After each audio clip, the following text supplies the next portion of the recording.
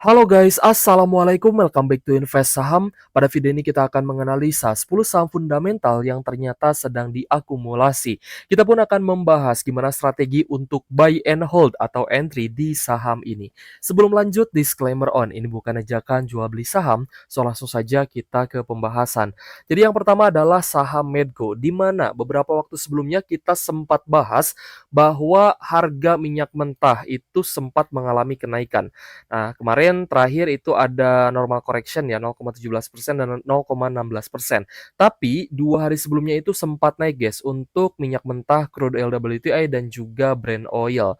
Sedangkan untuk komoditas lain mengalami kenaikan juga. Nah, hal itu tentunya akan berdampak untuk saham-saham di sektornya termasuk saham oil and gas yang mana Medco juga termasuk di dalamnya. Jadi sebenarnya untuk saham-saham yang mungkin bisa kita sebut memiliki fundamental, tapi pergerakannya cukup lama ya, cukup lambat gitu. Memang biasanya saham-saham ini digunakan untuk strategi swing trading. Dengan kita buy lalu kita hold saham-saham tersebut yang mana perlu diperhatikan adanya akumulasi yang konsisten. Nah, itu sudah masuk kriteria saham yang cocok untuk swing trading. Jadi untuk Medco, sebaiknya untuk entry buy yang paling bagus menurut saya adalah ketika breakout. Baik itu di MA 150 yaitu di 1300 dan MA 150 yaitu di tanggal 29 di 1315. Ya, jadi memang tidak terpaut jauh ya antara moving average-nya. Tapi untuk Medco, kita lihat memang masih ada peluang guys untuk teman-teman yang mungkin ingin entry buy tapi dengan strategi trend following. Nah, strategi trend following ini dia lebih cenderung ke bisa untuk di averaging down nantinya karena mungkin akan terjadi normal correction ketika teman-teman masuk di area yang sudah mulai naik. Contohnya Medco di tanggal 29 itu naik 3,4% tapi di hari selanjutnya tidak langsung naik alias ada koreksi dulu nih 0,7%. Dan next day tanggal 2 Januari kemarin naik lagi 7,8% close di Rp1.450 per saham. Jadi memang cenderung akan terjadi konsolidasi terlebih dahulu sebelum lanjut naik. Bahkan ada juga yang konsolidasinya itu bisa cukup lama guys. Jadi dia misalkan naik 5% lalu dia konsolidasi dulu, ada normal correction, sideways dan mencatatkan higher low, baru dia naik lagi. Nah, itu teman-teman di sana harus sabar. Perbedaan dengan day trading, biasanya swing trade ini karena sahamnya memiliki fundamental ya alias perusahaannya bisa dibilang sudah cukup besar, maka masuknya pun memang bisa guys dengan modal yang besar, likuiditasnya juga mendukung gitu. Jadi teman-teman masuk ratusan juta itu masih gampang lah untuk masuk ataupun keluarnya, seperti itu. Jadi untuk Medco jika diperhatikan memang sudah mulai rutin diakumulasi terutama oleh investor asing. Ada AKCCBB di tanggal 2 kemarin yang juga membuat adanya volume breakout guys. Jadi bukan hanya asing tapi ada domestik juga yang ikut masuk ya di Medco. Kita coba cek untuk saham yang satu ini. Jadi untuk Medco ada net buy 8,5 miliar kemarin ketika naik 7,8%, tapi yang akumulasi cukup besar adalah di tanggal 29 ya, ketika naiknya hanya 3,4%, tapi net buy-nya cukup besar. Itu mencapai 19 miliar. Jadi untuk saham Medco ini jika teman-teman perhatikan sudah mulai rutin diakumulasi itu sebelum naik.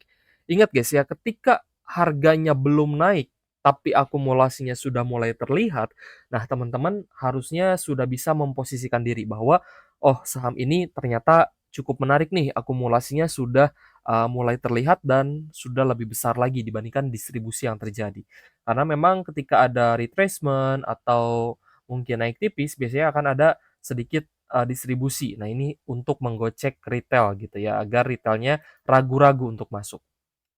Jadi untuk Medco, target terdekat ada di sekitar 1.600 sampai 1.630 untuk resistennya. Jadi untuk teman-teman yang sudah hold Medco, ini bisa untuk kalian hold gitu ya. Dan semoga bisa cuan lebih tinggi lagi karena sejauh ini pun saya rasa teman-teman sudah cuan di atas 10%. Lalu ada anak usahanya guys selain Medco yaitu Aman Mineral yang mana Aman Mineral ini juga cukup menarik, akumulasinya mulai terlihat oke. Dan terakhir tanggal 2 kemarin itu juga mulai breakout di MA50. Nah, jadi ini masih fresh buy sebenarnya jika teman-teman terbiasa untuk melakukan buy on breakout. Close di 6.800, Aman Mineral kemarin itu naik 5,8%. Dan cukup menarik di mana akumulasinya mulai bagus ya, asingnya masuk, ada BK, YU, dan CP. Dan, di sisi lain retailnya jualan, guys. Nah, ini kan semakin menarik ya. Kan nanti kalau misalkan naik misalkan 5%, 7%, tapi retailnya FOMO itu bagaimana? Sekali lagi saya tekankan ya, teman-teman itu sebenarnya tidak usah terlalu khawatir dengan posisi retail, tapi memang posisi retail itu bisa menjadi salah satu katalis bahwa mungkin sahamnya akan terlambat naik ya. Kalau misalkan retailnya FOMO, maka akan ada potensi, koreksi terlebih dahulu, guys. Dia akan, sedikit turun gitu ya. Kecuali di big banks yang sudah kita lihat ketika retailnya terus masuk, asingnya ya memanfaatkan untuk jualan dan memang yang diakumulasi besar oleh asing adalah, Bumi CS ya, Bumi, Dewa, BRMS, seperti itu yang, ibaratnya likuiditasnya banjir. Jadi untuk Aman Mineral, net buy-nya teman-teman lihat sejak tanggal 29 itu sudah mulai besar guys, 77,9 miliar dan terakhir tanggal 2 net buy kembali 2,6 M. Sebelumnya tanggal 30-nya itu net sell 22 M. Jadi memang terbiasa seperti ini ya, keluar masuk, tapi yang perlu kita lihat adalah dari sisi net value transaction, apakah lebih ke net buy atau net sell. Nah, itu harus diperhatikan. Jadi untuk aman, karena ini masih berada di zona buy sebenarnya, jadi teman-teman silakan watch untuk di, hari Senin depan ya. Semoga Aman Mineral dan saham-saham tambang lain ini juga, bisa lanjut naik agar saham yang kita beli itu kita buy langsung cuan, langsung hijau. Ketika kita terbiasa atau sering ya buy kita langsung cuan, maka kita akan lebih yakin lagi untuk hold saham tersebut. Kalau misalkan di balik kita yakin dulu nih, kita misal sudah yakin bahwa sahamnya akan naik, tapi ketika dia turun, itu justru kita tambah muatan, averaging down gitu ya, dan itu strateginya juga harus dicicil pelan-pelan. Tidak bisa kita langsung masuk banyak gitu, karena kalau misal kita kehabisan cash ya berarti tidak bisa averaging down nanti. Selanjutnya kita ke saham AMRT ya, di mana AMRT juga naik, meskipun memang kenaikannya ini bisa dibilang sangat pelan ya, tapi memang untuk swing trade karena time frame-nya lumayan panjang, bisa 2 bulan, 3 bulan, bahkan mungkin ada juga yang swing bisa 6 bulan, 1 tahun, ya itu time frame yang lumayan panjang kalau menurut saya.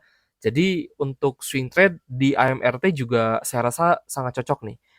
Di sini ada pola yang sempat kita, gambar ya, ada ABC, di sini teman-teman perhatikan ketika dia naik akan ada potensi retrace, ya meskipun retrace-nya tidak sedalam yang kita gambar ya, tapi dia, secara garis besarnya memang mengikuti seperti ini. Lalu dia naik lagi dan kemarin sempat ada correction lagi ke 1950 dan mulai naik kembali sehingga closing di 1985. Terakhir itu naik tipis ya guys ya. Tapi yang membuat AMRT ini menarik adalah akumulasinya yang masih bagus. Nah, terakhir tanggal 2 itu naik hanya 0,5%. Jadi memang di AMRT ini teman-teman harus sabar. Karena, meskipun profitnya sedang ada koreksi juga, tapi perusahaannya masih oke. Ya masih banyak guys membuka cabang di daerah saya saja gitu ya, di kota kecil gitu. Itu tiap jalur, kalau misalkan di satu sisi jalan itu ada Indomaret, nah di sisi jalan lain itu dia dibangun lagi guys Alfamart-nya. Jadi meskipun memang ini waralaba ya, atau franchise ya, tapi kan perkembangannya pesat gitu. Jadi kita coba lihat ya untuk AMRT sebagus apa sih akumulasinya, apakah masih bisa entry buy atau tidak. Karena secara teknikal memang masih bisa diikuti, masih bisa entry buy dan tidak ada masalah. Jadi untuk AMRT ada net buy asing di 7,6 miliar dan ini adalah akumulasi yang bagus. Meskipun 2 hari sebelumnya sempat net sell sekitar 8,6 M ya, 2 hari berturut-turut, 29, 30 kita jumlahkan sekitar, 8,6 M. Tapi Di beberapa waktu sebelumnya, tanggal 19 dan 22 Desember 2025, net buy-nya mencapai 24 sampai 28 miliar. Itu adalah angka akumulasi yang besar, sehingga AMRT masih dalam kategori akumulasi. Oke guys, next kita bahas juga saham ISAT ya, di mana ISAT dalam posisi uptrend secara, teknikalnya masih sangat bagus, tapi ketika ada fase konsolidasi seperti ini dan akumulasinya mulai rutin, maka sebenarnya di sini juga ada potensi untuk naik lebih tinggi lagi. Di mana ISAT akumulasinya masih terlihat oke, terutama dari NI, AK ya, yang kemarin juga, melakukan akumulasi yang bagus guys. Coba kita lihat untuk saham ISAT ya.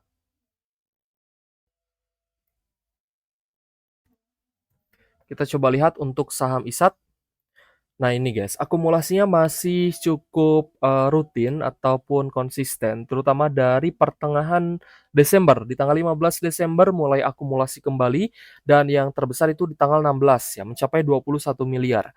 Dan di minggu-minggu kemarin juga akumulasinya masih oke, sekitar 3 sampai 5 miliar untuk ISAT.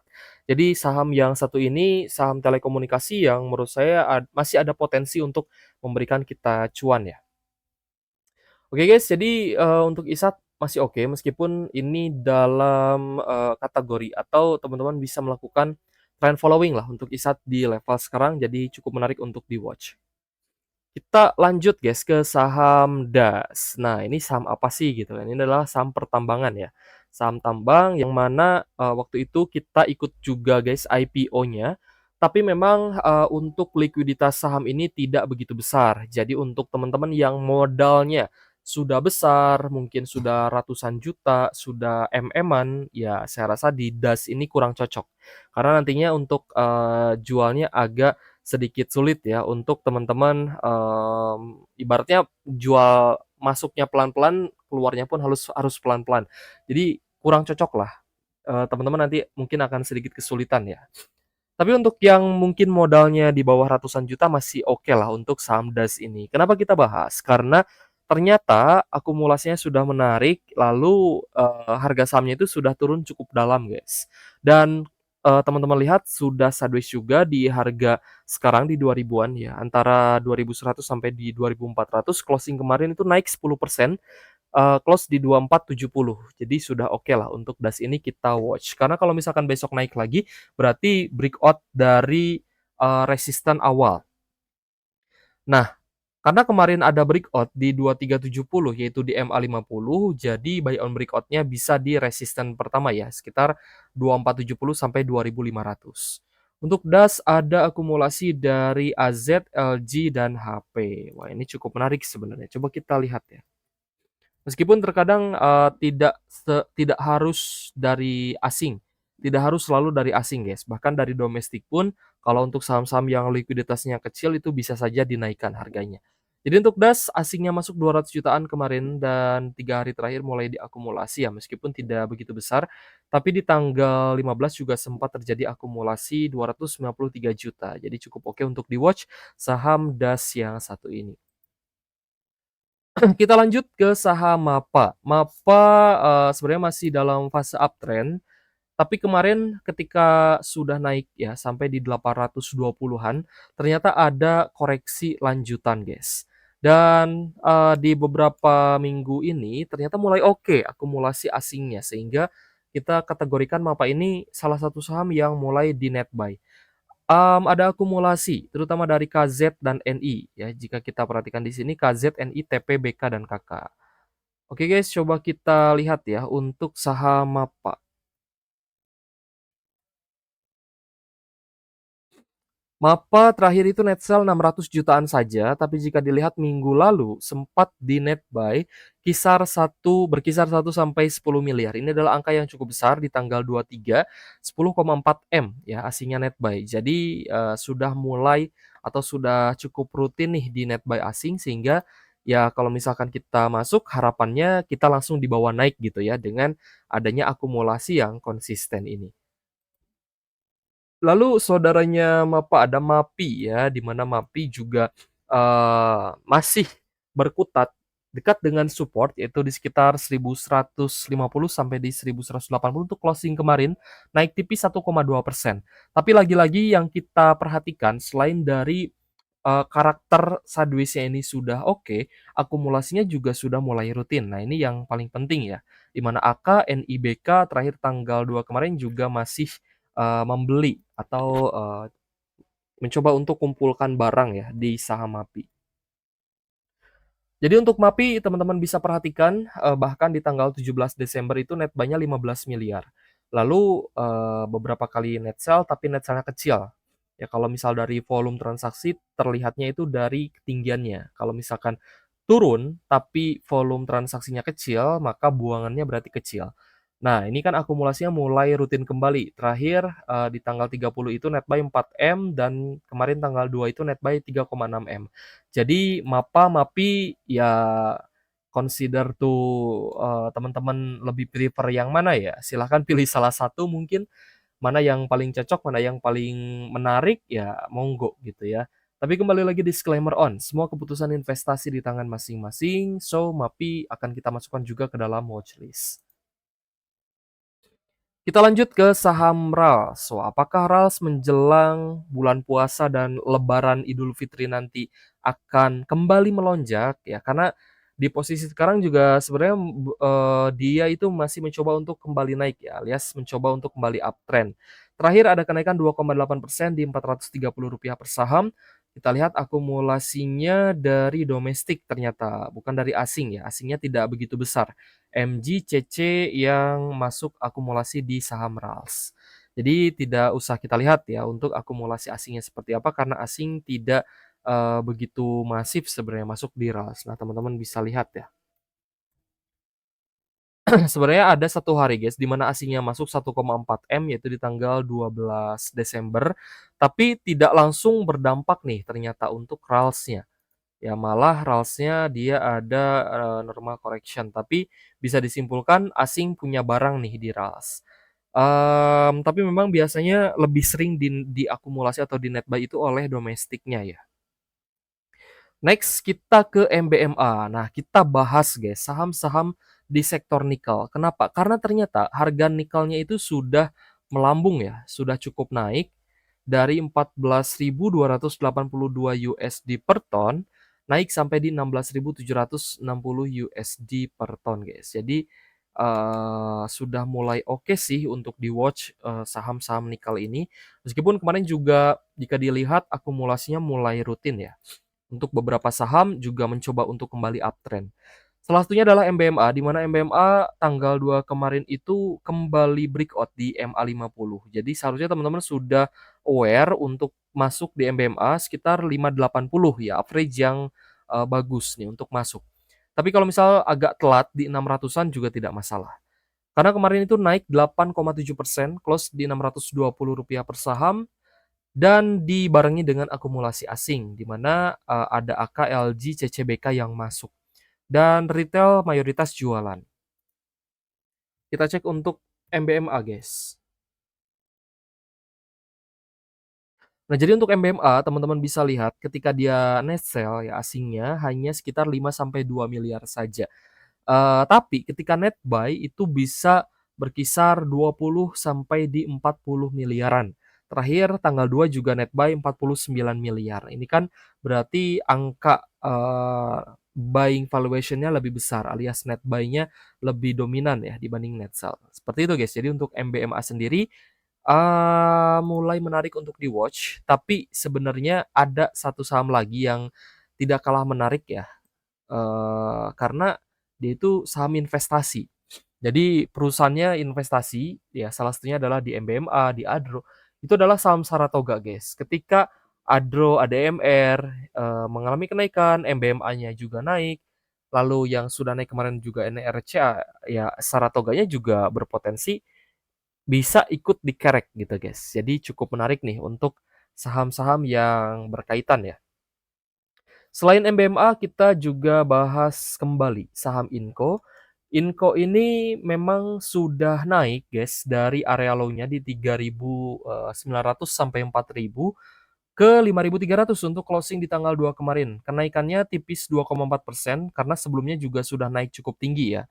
Jadi ya mungkin teman-teman juga sudah cuan berkisar 20-30%.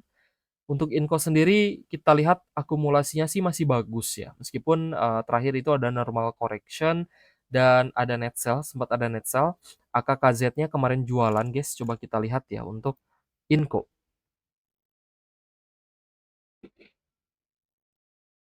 Untuk Inco kemarin itu net sell di 33 miliar, tapi beberapa waktu sebelumnya ada net buy yang cukup menarik ya, di mana ketika naik 12% Inco-nya di net buy 101 miliar dari asing. Nah, ketika asingnya punya barang yang masif seperti ini, maka, di beberapa waktu ke depan bisa jadi nanti langsung dilonjakan harganya gitu, guys. Jadi kenaikannya bisa mungkin 8%, 10%, bahkan di atas 10% pun sangat sangat possible ya. Karena kan asingnya sudah pegang barang cukup banyak nih, bahkan kalau di-tracking sudah dari awal Desember, sejak di 8 Desember lalu ya 2025, itu akumulasi asingnya mulai bagus, ya mulai rutin lah. Jadi Inco ya teman-teman juga masih bisa watch nih untuk di level konsolidasi saat ini. Lalu kita bahas DKFT. DKFT juga kemarin sempat ada koreksi meskipun tidak jebol di bawah MA150 ya. Jadi masih tertahan dan kita lihat terakhir naik 6,9% di Rp775 per sahamnya. Nah, di sini asingnya juga ada akumulasi guys, ada BK, ZP, CP, AKDR. Kita coba cek ya untuk DKFT. Teman-teman perhatikan, di tanggal 22 Desember lalu, akumulasinya mulai besar. Sebelumnya itu hanya berkisar 500 juta sampai 2 M. Tapi di tanggal 22 itu melonjak guys, mencapai 4,6 M. Lalu terakhir tanggal 2 Januari itu net buy-nya di 8,1 M. Jadi sudah cukup banyak nih asingnya masuk di DKFT. Sehingga untuk, saham yang satu ini cukup oke juga untuk kita watch di hari Senin depan. Untuk saham-saham nikel, karena kita lihat juga sudah mulai naik ya, jadi bisa menggunakan strategi trend following, ikut dalam kenaikan atau fase uptrend-nya sebuah saham. Karena kalau misalkan saham tersebut mulai uptrend, potensi untuk kita cuannya itu lebih besar dibandingkan resikonya, guys. Kita coba lihat saham Harum, di mana Harum, ada kenaikan 1,8%, close di Rp1.095 per saham, cukup netral, ada YP, CCA, KKK yang masuk, sedangkan DRHD-nya jualan. Tapi kita coba lihat ya dari sisi asingnya. Kalau kita lihat dari sisi investor asing, ternyata akumulasinya juga masih bagus dan, terakhir itu tanggal 2 net buy 2,3 M. Jadi oke lah untuk, di Harum Energy ini saya rasa juga, cukup bagus ya. Dan ada isu terkait dengan buyback saham. Nah, buyback ini berarti perusahaan itu punya cash yang pertama, lalu yang kedua, perusahaan itu masih yakin bahwa di masa depan harga sahamnya itu bisa naik karena alasan-alasan tertentu. Bisa alasan fundamentalnya mungkin, atau bisa bisa jadi alasan dari sisi corporate action, oh karena kita, di tahun depan akan akuisisi tambang, nikel lagi misalkan, atau mungkin Harumnya akan coba ke tambang emas. Nah, itu kan berarti ada aksi korporasi.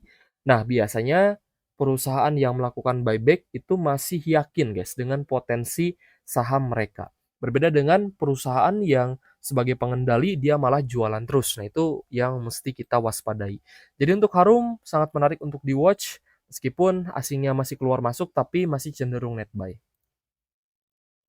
Lalu kita ke NCKL. NCKL juga bukan perusahaan kecil, ini adalah perusahaan yang cukup besar, di mana kenaikan terakhir di 3,5%, close di Rp1.165 per saham, dan, meskipun masuk ke dalam fase konsolidasi kembali ya, dia melambat guys untuk kenaikannya, tapi perlu kita lihat dari sisi, money flow-nya apakah bagus atau tidak nih. Nah, teman-teman bisa perhatikan ya, sebelum NCKL-nya itu naik, dia konsolidasi dulu, guys. Dia konsolidasi dulu, bahkan sempat juga anjlok 5%, tapi asingnya ini terus masuk di harga bawah. Dan ketika barangnya sudah lumayan banyak, dia akumulasi tapi sambil markup harga. Dinaikkan terus, bahkan sempat ada net buy yang cukup tinggi, yaitu 29 miliar dan bahkan mencapai 44 miliar gitu. Jadi ketika kenaikannya kemarin itu terhambat ya atau melambat, ada konsolidasi, tapi yang perlu kita lihat adalah akumulasinya apakah masih bagus atau tidak nih. Dalam kasus NCKL akumulasinya masih sangat oke, jadi masih bisa di-watch dan kalau misal mau entry buy bisa dipantau. Oke guys, kita sudah bahas 10 saham, beberapa ada sektor nikel seperti NCKL, lalu tadi juga kita sudah bahas ya, ada MBMA dan lainnya. Oke guys, terima kasih sudah menonton dan semoga bermanfaat untuk teman-teman. Thank you.